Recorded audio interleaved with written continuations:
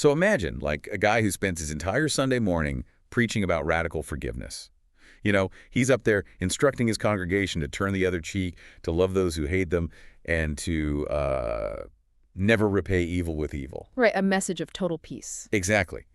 But then on Monday morning, he puts on a judge's robe, he bangs a gavel, and he sentences a teenager to 20 years in a maximum security prison. Wow. Yeah, that's quite the pivot. Right. I mean, is he just a massive hypocrite suffering from, like, severe cognitive dissonance? Or is he actually just properly executing his job? It's a huge question. It really is. So, welcome to the Deep Dive. Today, we are exploring an ancient foundational text we have in front of us, and it's titled Love and Wrath. And it tackles this exact paradox for you. We're doing a deep dive into the incredibly uncomfortable tension between personal grace and institutional justice. It's definitely heavy stuff. Yeah, and because this source document wades into some deeply charged territory, the ethics of state violence, religious duty, political power, I want to be crystal clear right up front. We are not taking sides here. Absolutely not. We aren't endorsing any specific theology or left-wing or right-wing political framework. Our goal today is purely to act as your guides, just impartially unpacking the mechanics of these historical arguments so you, the listener, can fully grasp the original material. And that framing you just used of the judge, it's the perfect entry point because it captures the central friction of this whole document. Oh, definitely. We are looking at a moral landscape that, well, it seems to demand two completely mutually exclusive behaviors from the exact same person. Yeah, it's like a glaring contradiction, right? Found within the very same ideological tradition. Exactly, because on one hand, you have the famous command from the Sermon on the Mount in Matthew 5.44, which dictates this radical subversive forgiveness, love your enemies. Right, pretty straightforward. But then on the exact same ideological tree, you have the Apostle Paul in Romans 13.4 asserting that the earthly government bears the sword to punish wrongdoing. Okay, let's unpack this, because on the surface, that looks like a severe dual identity crisis. It really does. It's an ethic of total nonviolence clashing directly with the violent, coercive reality of state enforcement. How do you even square a theology of radical peace with the explicit sanctioning of a literal sword? Yeah, you'd think it's a structural flaw in the belief system. Exactly. It feels like a glitch. But, what's fascinating here is that mainstream biblical scholarship doesn't view this as a structural flaw at all. Wait, really? How else can you see it? They see it as a highly structured separation of duties. They resolve this apparent contradiction by recognizing two entirely different spheres of responsibility. Okay, two spheres. Right. The argument is that these commands, they were never meant to be universally applied to every single human situation indiscriminately. Oh, I see. Instead, the framework specifically separates the ethics of the individual believer from the God-ordained function of the civil government. So we're basically talking about a division of labor. Exactly. But to understand how scholars actually justify splitting up human behavior like that, without it just being some convenient loophole to ignore the hard parts of, loving your enemies, we really have to look closely at the immediate context of the text itself. Oh, for sure. The context is everything here. Right. And the source document hones in on the transition between Romans chapter 12 and Romans chapter 13. And honestly, the connection there is wild. It is. It's the contextual key to the entire paradox, really. Right. Because right before Paul writes about the government bearing the sword in Romans 13, he concludes Romans 12 with a definitive command to the individual. What does he say? He writes in Romans 12.19, "Beloved, never avenge yourselves, but leave it to the wrath of God, for it is written, 'Vengeance is mine, I will repay, says the Lord.'" Wow. That is the ultimate command to stand down. The individual is explicitly forbidden from taking vengeance. Full stop. But he doesn't stop there. This is where it gets really interesting. Okay. Paul immediately explains how God executes that promised wrath on earth. In the very next verses, what we call Romans 13.4, he writes that the civil governing authority is God's servant for your good. Right. And he explicitly says the state does not bear the sword in vain because it is an avenger who carries out God's wrath on the wrongdoer.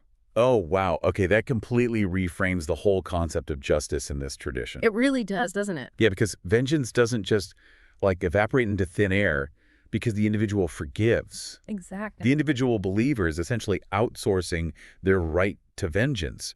They're handing their personal sword, over to the state so that they never have to wield it themselves. That's a great way to put it. It's kind of like a victim of a crime stepping back and letting the prosecutor handle the trial instead of, seeking vigilante justice out in the streets. Yeah.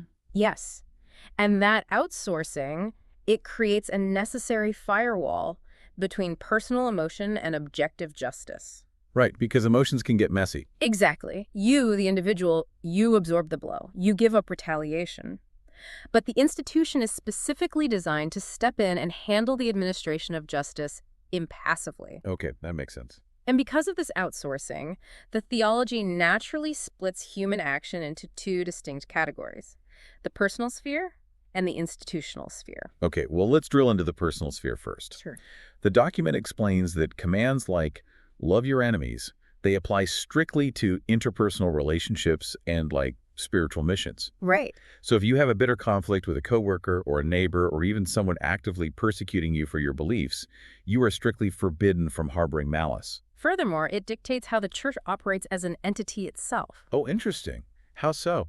Well, the religious body must never use physical coercion or legislation or weapons to advance its spiritual message. Ah, I see. Forced compliance violates the personal spiritual sphere entirely, but the institutional sphere operates on a completely different mandate. Right, the whole bear the sword thing. Exactly. Bear the sword is the instruction given exclusively to civil authorities to maintain order, restrain evil, and protect citizens in a flawed world. Which brings up a concept in the text that, honestly, completely altered how I view this topic. Oh, the neighbor test. Yes, the neighbor test. Yeah. It's this practical diagnostic tool the source uses. Think about what this means for you listening right now. The text argues, and I'm paraphrasing a bit, if someone attacks me, I am called to show personal mercy. Right. But if someone attacks my neighbor, standing by and doing nothing isn't love. It is a failure to protect. That principle, it completely upends the conventional understanding of passivity. It really does. It reframes the restraint of evil as an act of profound love for the community. So when a police officer stops an active shooter or a judge locks away a serial abuser, under this framework, they're not acting out of personal hatred toward the criminal. Right, they're acting as, systemic agents of protection. Precisely. They are systemic agents of protection for the innocent. It's basically institutional tough love. Yeah, that's exactly it. Passivity in the face of someone else's suffering isn't righteous in this view, it's neglect. Yep. So the state sword isn't a weapon of anger, it's actually a shield for the vulnerable. And mapped out theoretically, it is a very elegant system. Two clean spheres. Individual mercy on one side, institutional justice on the other. Here's where it gets really interesting, though. Oh, yeah. Because, elegance on paper rarely survives contact with actual human lives. Very true. The two spheres theory assumes you can cleanly separate the person from the institution. But what happens when the individual believer is the exact same person holding the state sword? Right. How do you mentally survive that? That is the crucible of this entire theology. Yeah, because if a person is simultaneously commanded to love their enemy internally and, bear the sword against them professionally, history shows us there are three distinct ways people try to survive that cognitive dissonance. Yes, the document breaks down three historical Christian responses to this exact dilemma. Let's start with the first one, which the source calls the two kingdoms or just war camp. So this first approach, it's deeply rooted in Lutheran, Reformed, and Catholic traditions. And it basically attempts to build a psychological firewall within the individual. Okay. They argue that God uses the state to restrain evil, and therefore believers can, and arguably should, serve as police officers, judges, or soldiers. So they fully step into the institutional sphere, they pick up the sword. Yes, but with a crucial caveat. The justification is that when you perform your institutional duty, you are acting in loco parentis, in the place of the state. In place of the state, right. So you arrest a violent criminal or you fight in a defensive war, not out of personal hatred, but for the good of the neighbor. The idea is that you maintain personal love in your heart while executing systemic justice with your hands. I have to challenge the psychological reality of that, though.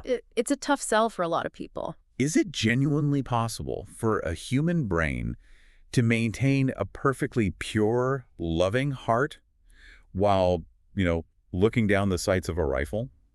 Or while sentencing a man to death. Right? It demands an emotional compartmentalization that seems almost superhuman or, I don't know, perhaps even willfully naive. Well, that profound skepticism you just expressed, that is the exact catalyst for the second historical camp. Okay. The text categorizes this as Christian pacifism, which is primarily found in the Anabaptist tradition. So groups like the Mennonites and the Amish. Right, the traditional pacifists. Yeah, they look at the psychological gymnastics of the two kingdoms approach and fundamentally reject it. They basically refuse to pretend you can shoot someone lovingly. Precisely. Christian pacifists look at Romans 13 and agree that the state is ordained to keep order. But they believe it is ordained to keep order for the secular world using methods that inherently rely on violence. I see the distinction. And because a believer cannot serve two masters, like you cannot love an enemy and kill them simultaneously, they must strictly adhere to the Sermon on the Mount.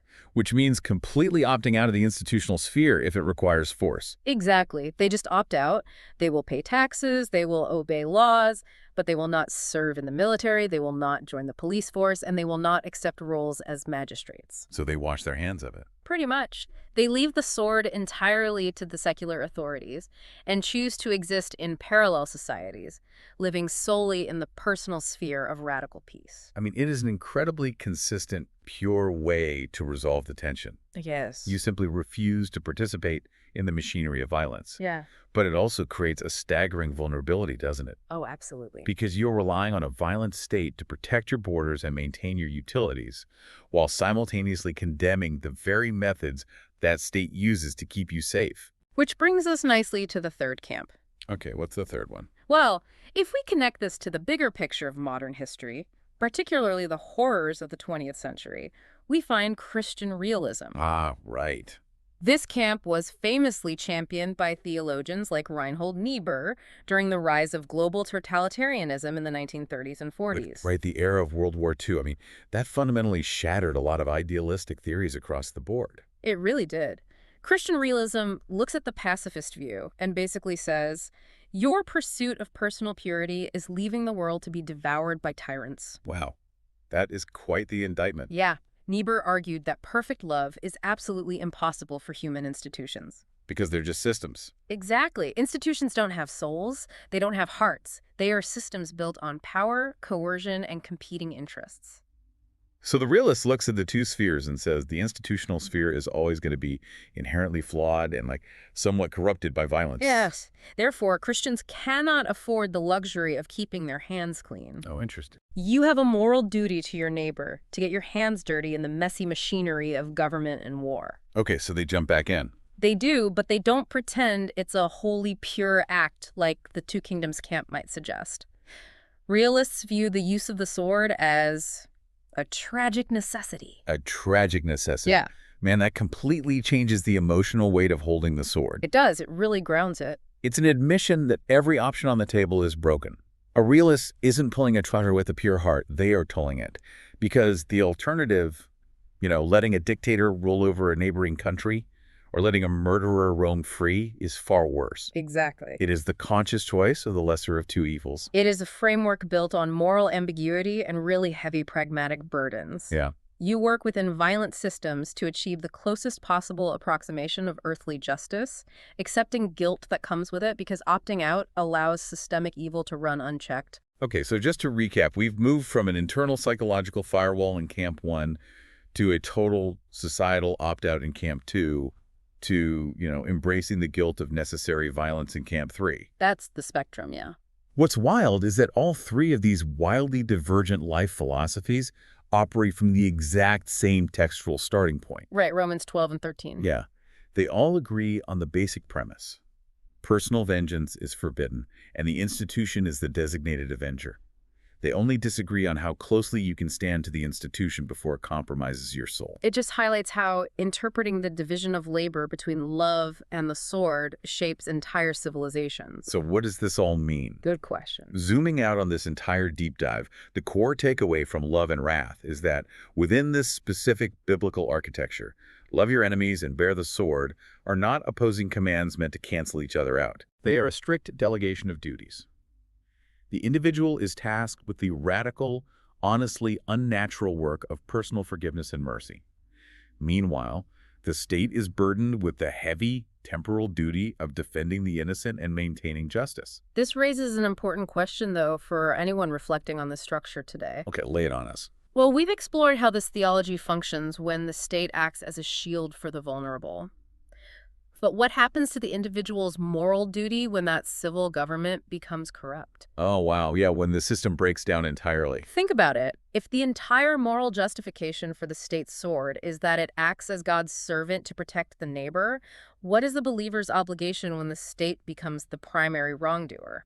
That is terrifying. When the institution uses the sword to oppress or silence and destroy rather than protect, does the individual still outsource their justice to a tyrant?